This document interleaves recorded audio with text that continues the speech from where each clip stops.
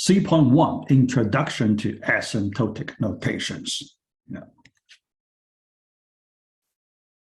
First, let's look at the limits of two growth functions we did last time. Yeah. So now we try to characterize how many possible results, different types of results we can get when we calculate the limits of two growth functions. Yeah.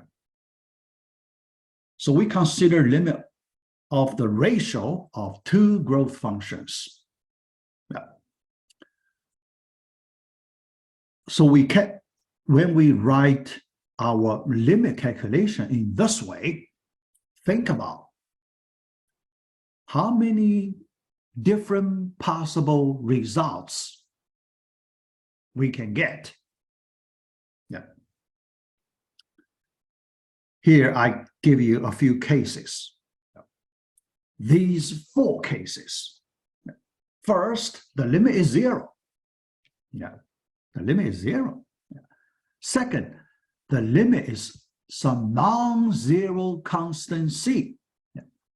Non-zero, c not equal to 0. But it's a constant. Okay, constant c. Yeah. Third, infinity. The limit is infinity. Okay, yeah. But other than these three cases, there is another case, none of the above three. Okay, not 0, not a non-zero constant c, and not infinity. There is the last case. Okay, yeah, because the limit does not exist. The last case does not exist. Yeah. So some of you may argue, how about infinity, right? Yeah. Infinity, we know it's not a number. Yeah. Infinity is not a number. But infinity case, we can describe it. So there is some special behavior we can describe that infinity. But here, the last case, case number 4, the limit does not exist. It's a complete different case comparing with the limit case, comparing it with the infinity case, completely different. Yeah. Later, I will give you an example, so you will see, yeah, it is completely different from the infinity case. Yeah. All right. So total, these 4 cases. All right.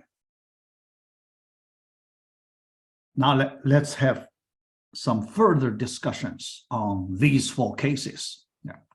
Let's look at case number 1, limit 0. Yeah. When we compare two growth functions, the numerator function f of n and denominator function g of n, think about when n goes to infinity, its limit is 0. Can we say f of n grows slower than g of n? Much slower. No. G of n grows faster than f of n. So here we like to use some abstract concept, order of growth, to describe how fast a function grows.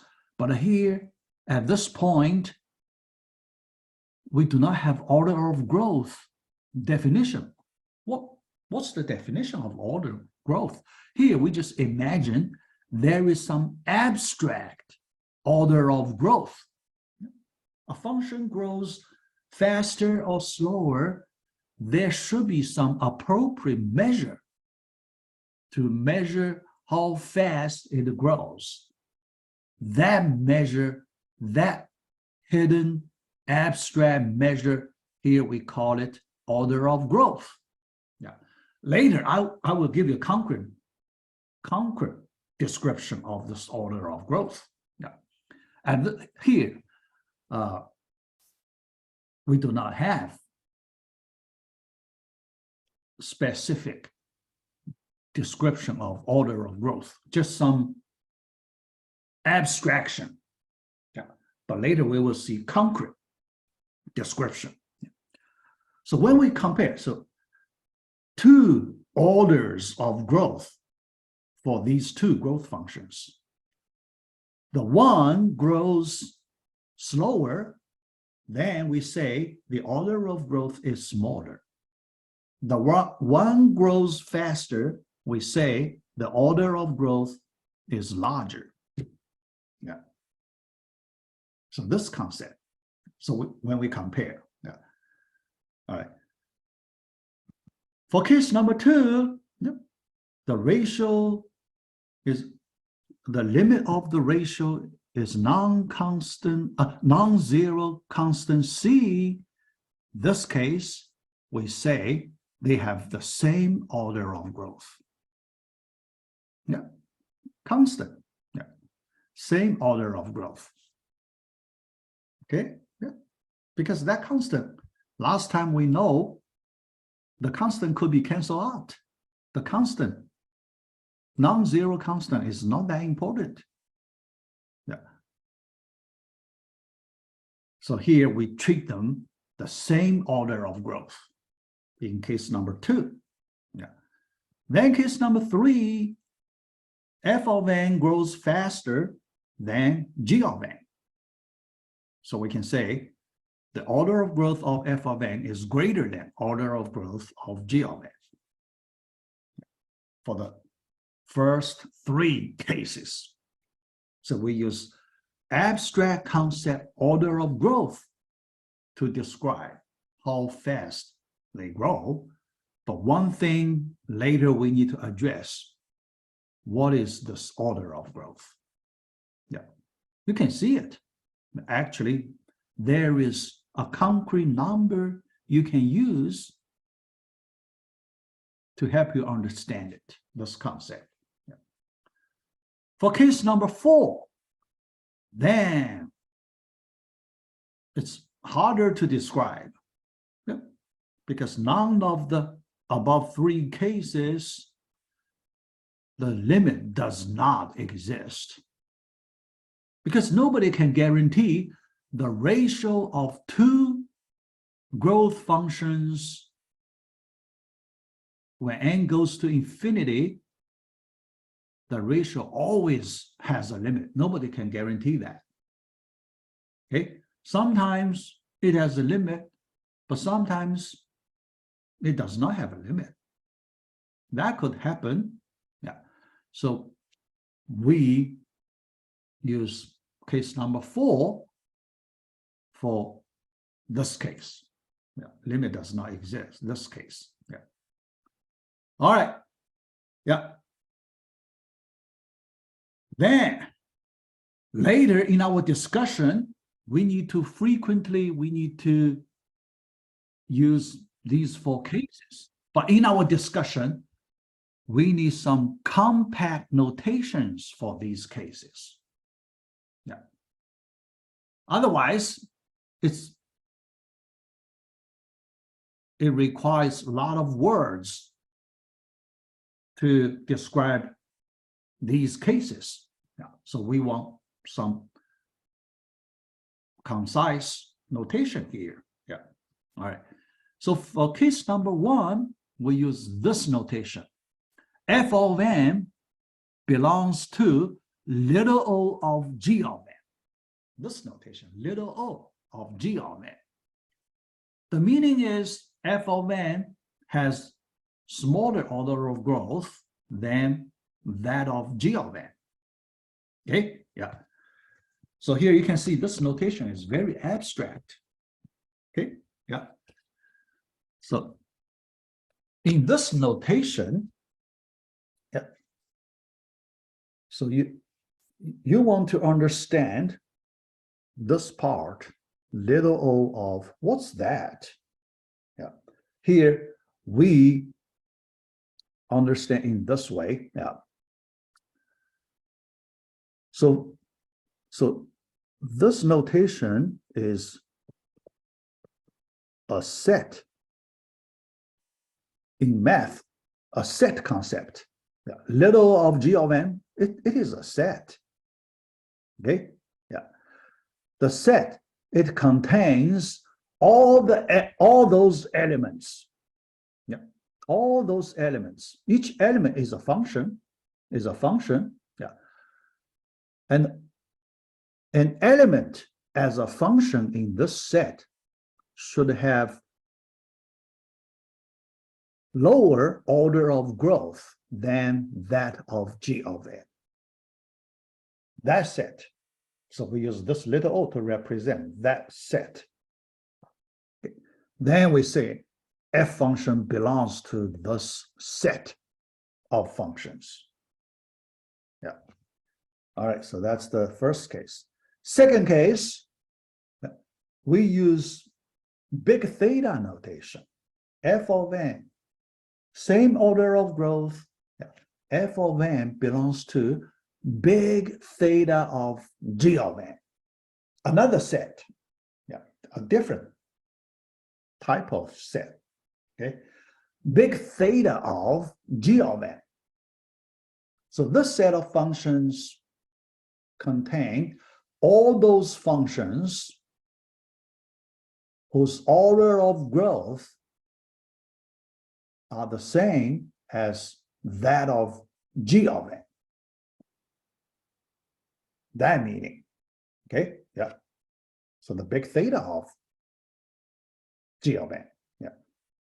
Second case. The third case, f of n belongs to little omega of G of n. Yeah. So this time, the functions in this little omega set, they have larger orders of growth than that of G of n. Okay? In this way, when we use these asymptotic notations, we do not need to write a lot of words. Okay? So we write these compact, relatively simple notations, so we understand the meaning. Yeah. We know the relationship between their orders of growth. Okay, yeah. All right. But for case number 4, we cannot write, right? The limit does not exist. We do not know how to write, how to compare the order of growth. No. So we have problem for case number 4. No. So there is no notation for, no asymptotic notation for case number 4. Okay, yeah. But for case number 4, we need to do some more work to see some better description for case number 4. Okay, yeah, all right. So we need a new method for case number 4. Just, yeah. The first 3 cases, when we calculate the limit of the ratio, we can get the result. But for case number 4, if you try to calculate the limit, at some point, you will see the limit does not exist. Yeah. But you may ask me, how can that happen, right? The limit does not exist. How can that happen? You cannot imagine under what situation the limit does not exist, right? Yeah, yeah. So here, let me give you some simple example. Yeah. All right. So let's consider this limit. Yeah. Okay, yeah. All right. So the numerator function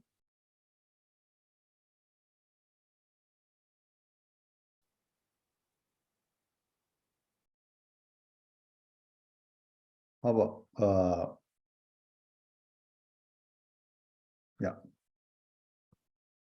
Okay, all right. The denominator function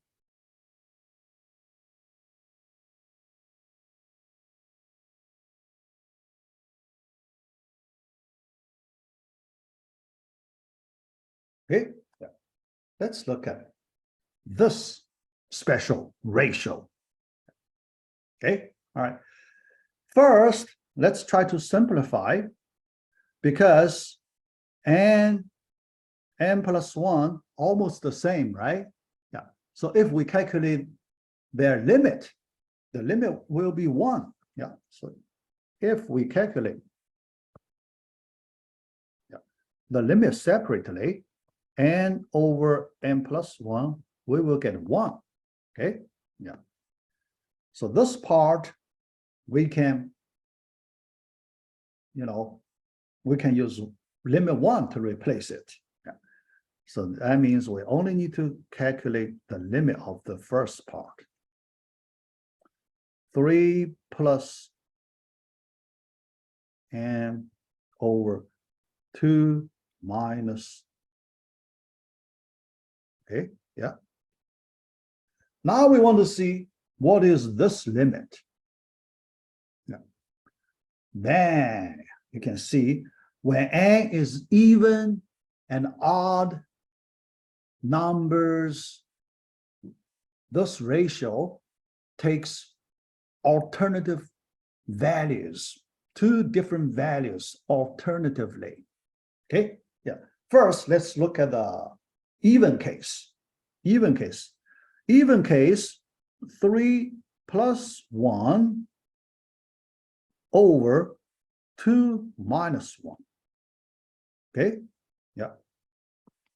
Other case, 3 minus 1 over 2 plus 1. Okay, other case, even case. Yeah. Yeah. Then we can have for even case, it's 4, right? Yeah. Yeah. For even case, 4. For other case, 2/3. Then even again, 4 2/3. Yeah. Keep this pattern to the infinity. Is there a limit? 2 different numbers interchange in this pattern alternatively. Based on the limit definition, there is no limit. It does not converge. It does not converge. This sequence does not converge to the same number. So we say the limit does not exist. Okay, does not exist. Yeah. So that's our case number 4. Okay, so that could happen. Yeah. All right. Yeah. So we need to study. We need to do further study, case number 4. And we need to use a different method, different from this limit method. Okay, yeah. So let's continue. Yeah. The method we will use upper bounds and the lower bounds. Okay, objective. Here, even if the limit does not exist, we will not consider the limits. So we can still compare the growth functions, but we will use upper bounds and the lower bounds to do the comparison. Okay, yeah. How to do it? Yeah. So the function g of n is usually a simple, yeah, because when we use asymptotic notation, we like to make g of m, the denominator function, relatively simple functions, yeah, like n squared, n log n. Okay, yeah, yeah, because we can see those functions better. Okay, simple functions, we know how fast they grow, we can see better. Yeah. So usually we choose G function, simple functions. Yeah. But f of n could be very complex. Okay. Yeah. Yeah.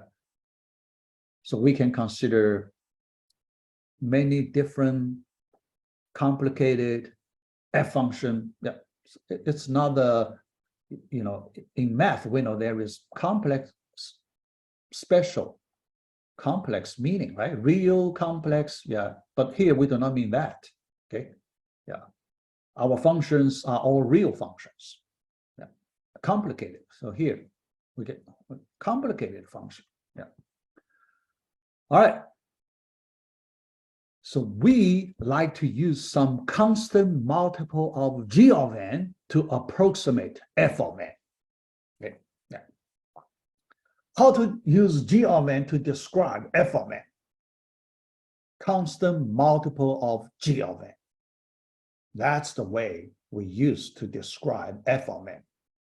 But when we describe, we want to do it in two different sides, upper bound and a lower bound. Yeah. All right.